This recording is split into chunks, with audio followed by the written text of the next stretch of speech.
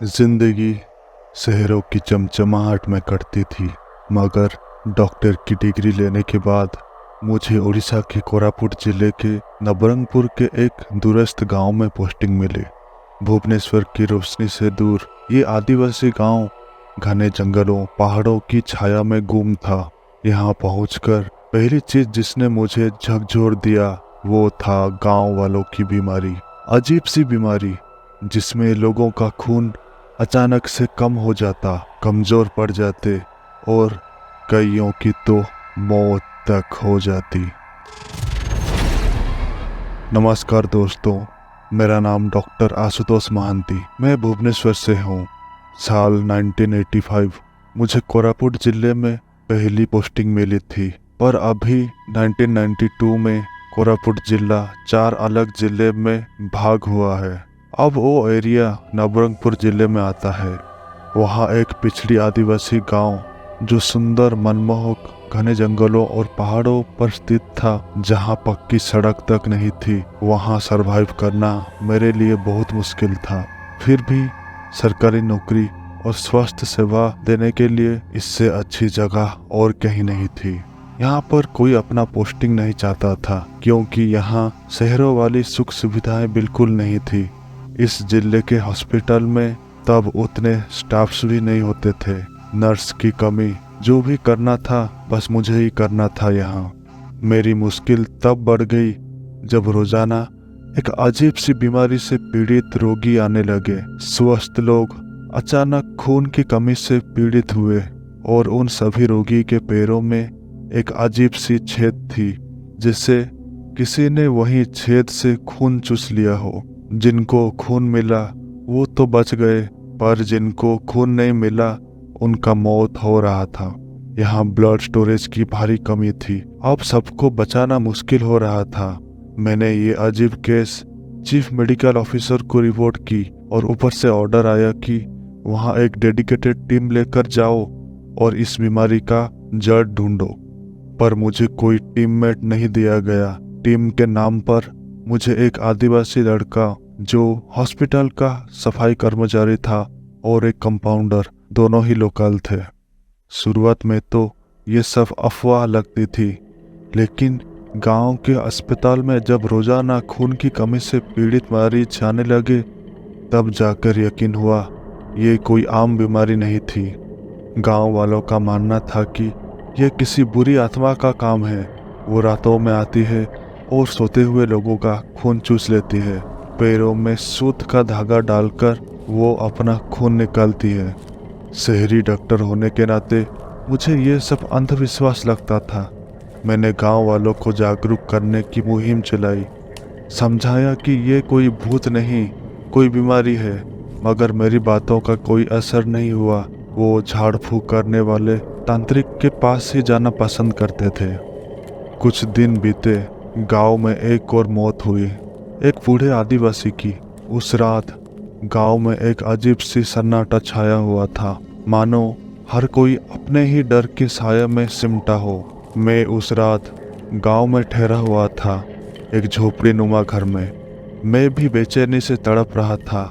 नींद नहीं आ रही थी, मच्छर भी मुझे परेशान कर रहे थे। तभी अचानक छप्पर की खटपट सुनी। घबरा कर उठा, टॉर्च जलाई और बाहर निकला। गांव में अंधेरा था। दूर एक मिट्टी के झोपड़े से रोने की आवाज आ रही थी। दौड़ता हुआ वहां पहुंचा। झोपड़े के अंदर का नजारा देखकर मेरी रूह कांप गई। ये सिर्फ बीमारी नहीं थी, कुछ और भी था। उस झोपड़े के अंदर मैंने देखा कि एक औरत अपने 5 साल के बच्चे को गोद में लिए रो रही थी। बच्चा बेजान सा पड़ा था, उसकी नब्ज नहीं चल रही थी। मैंने तुरंत बच्चे का मुआयना किया। उसकी टांग पर छोटे छोटे छेद थे, मानो किसी ने सुई की तरह चुभकर खून निकाला हो। मैं हक्का बक्का रह गया। मेरी समझ से परे थी। ये निशान किसी भी जानवर या कीड़े से नहीं लग रहे थे। फिर अचानक मुझे ध्यान आया, गांव वालों की बातों पर यकीन करना पड़ा। क्या सच में यहाँ कोई अदृश्य ताकत थी जो लोगों का खून चूस रही थी? मैंने फौरन गांव के प्रमुख से मिलने का फैसला किया। गांव के प्रमुख बुजुर्ग आदमी जिन्होंने कई सालों से गांव की बागडोर संभाली थी, वो भी इस अजीबोगरीब घटनाओं से परेशान थे। उन्होंने बताया कि यह सब कई महीनों से हो रहा था। पहले तो एक दो लोगों की मौत हुई, फिर धीरे धीरे ये सिलसिला बढ़ता गया। गांव के प्रमुख ने बताया कि एक पुराना मंदिर था गांव के बाहर, उन ऊंचे पहाड़ों पर, जो अब खंडर बन चुका था।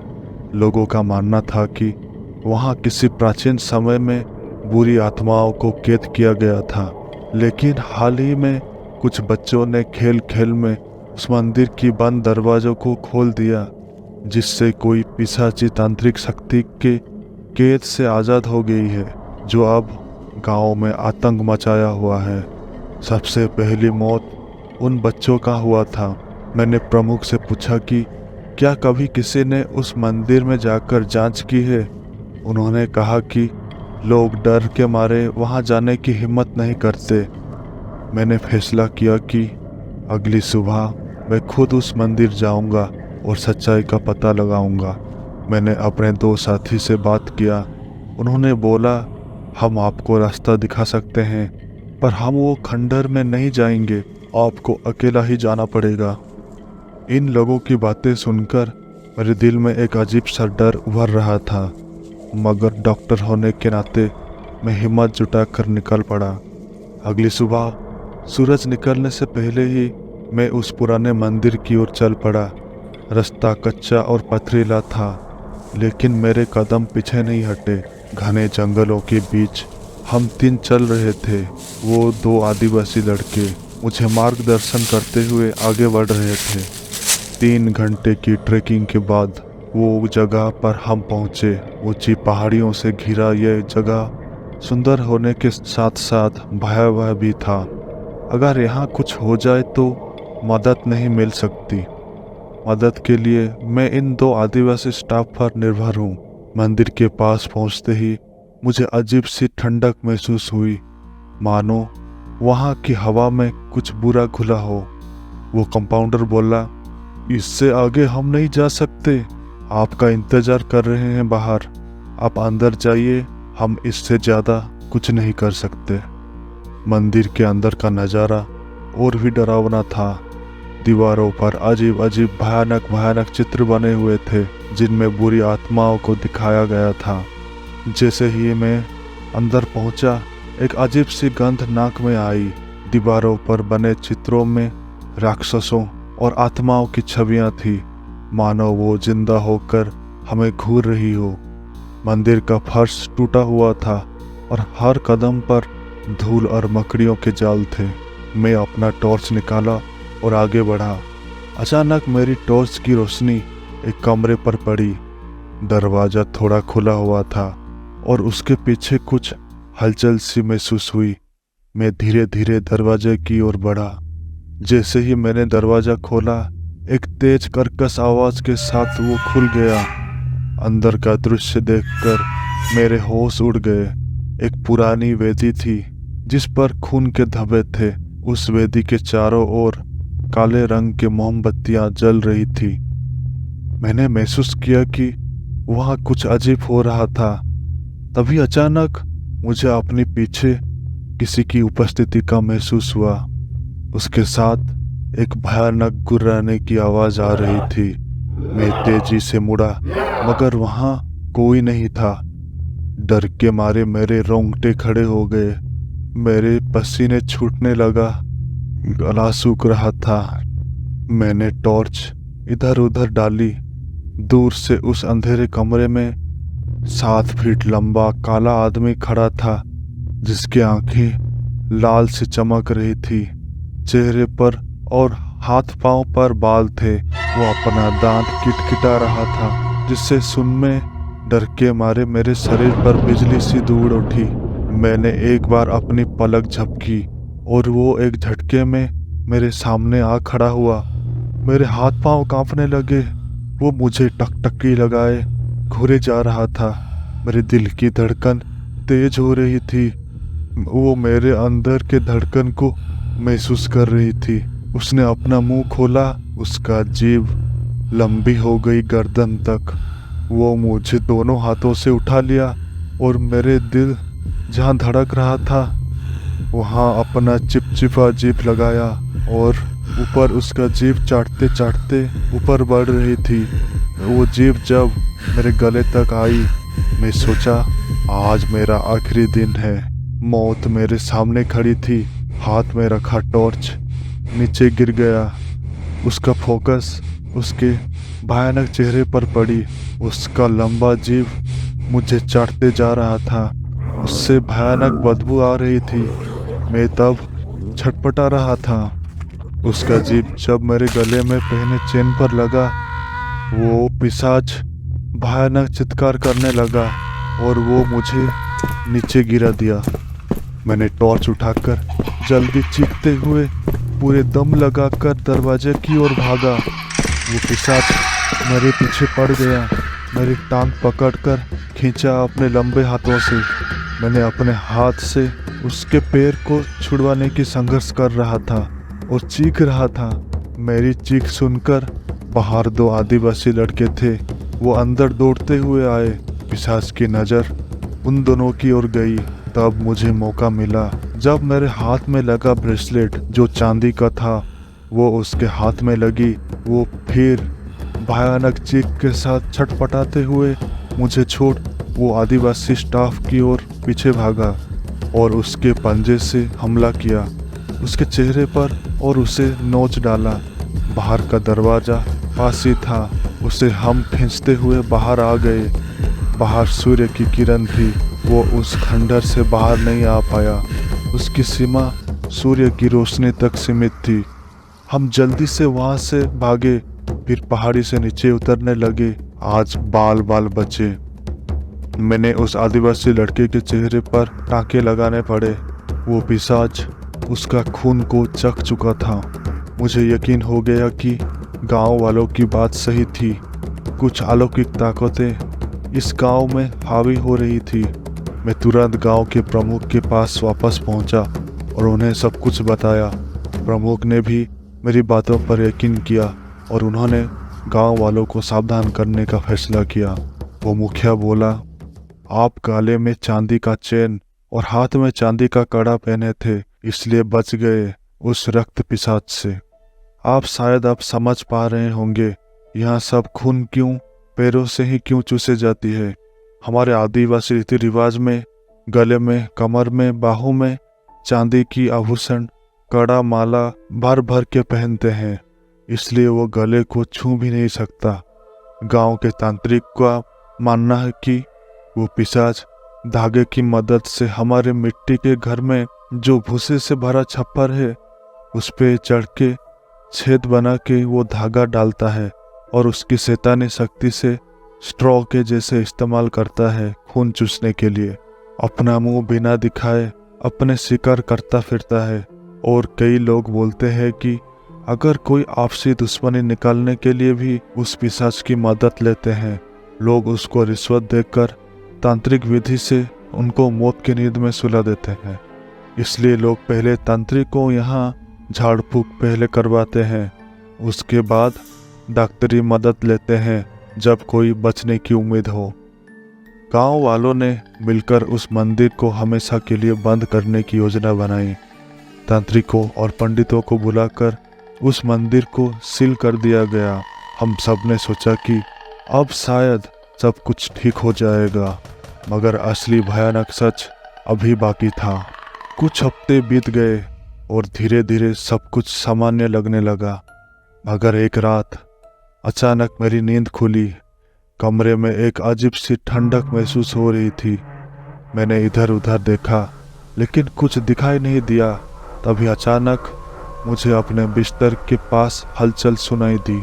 मैंने डरते डरते नीचे देखा और मेरी चीख निकल गई। वहाँ से दांत किटकिटाता कोई आकृति थी जैसी, जिसने अपने पंजों से मेरे पैर पकड़ रखा था। उसका चेहरा डरावना और उसकी आंखें जलती हुई लाल थी। मैंने अपनी पूरी ताकत से उसे धक्का दिया और बाहर की ओर भागा।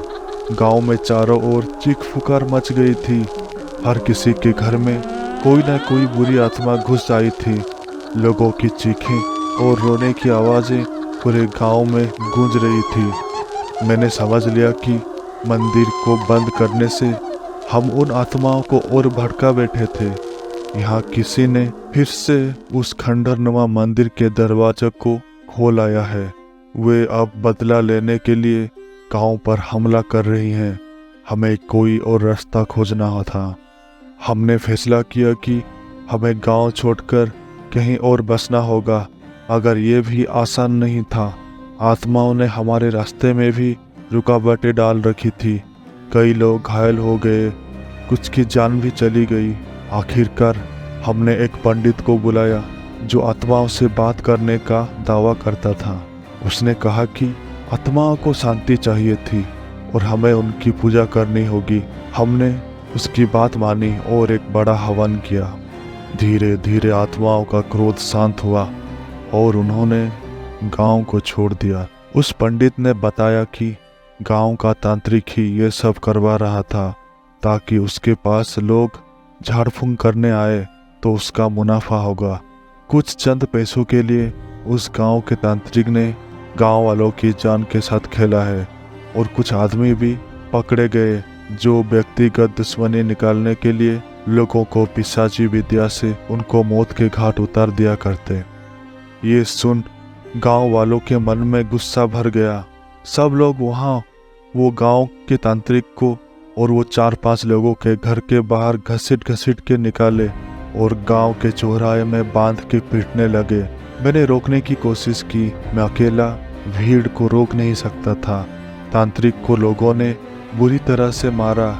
एक आदमी ने पत्थर उठाकर उस तांत्रिक के सामने के 2 दांतों को मार मार के तोड़ डाले और उसके मुंह में इंसानी मल घुसा डाले। जबरदस्ती लोगों का मानना था कि इससे उसकी तांत्रिक शक्ति नष्ट होती है और वो फिर कभी मंत्र जाप और सिद्धि नहीं कर सकता। उन 5 आदमी को सबने तिरस्कार किया, मुंह पर सबने थूका और गांव से उन्हें निकाल दिया गया।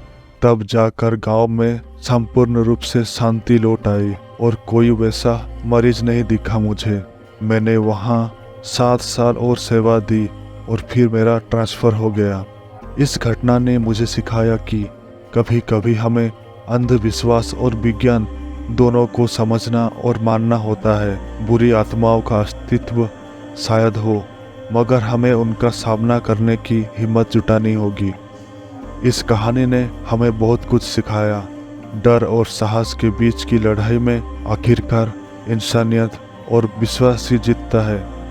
इसी के साथ आप अगर आपकी कहानी हमारे चैनल पर देखना चाहते हैं, स्क्रीन पर दिए गए ईमेल एड्रेस और इंस्टाग्राम पर भेज सकते हैं और लिंक डिस्क्रिप्शन और पिन कमेंट पर भी है। आपको ये कहानी कैसी लगी कमेंट सेक्शन में ज़रूर बताइए और आगे ऐसे ही रोमांचक डरावनी कहानियाँ सुनना चाहते हैं तो वीडियो को लाइक करें और चैनल को 1 सेकंड में सब्सक्राइब कर ऑल नोटिफिकेशन को ऑन करें ताकि आने वाली शानदार कहानियाँ आप मिस ना करें। मिलते हैं अगली वीडियो में एक नई कहानी के साथ। तब तक अपने डर का सामना करें।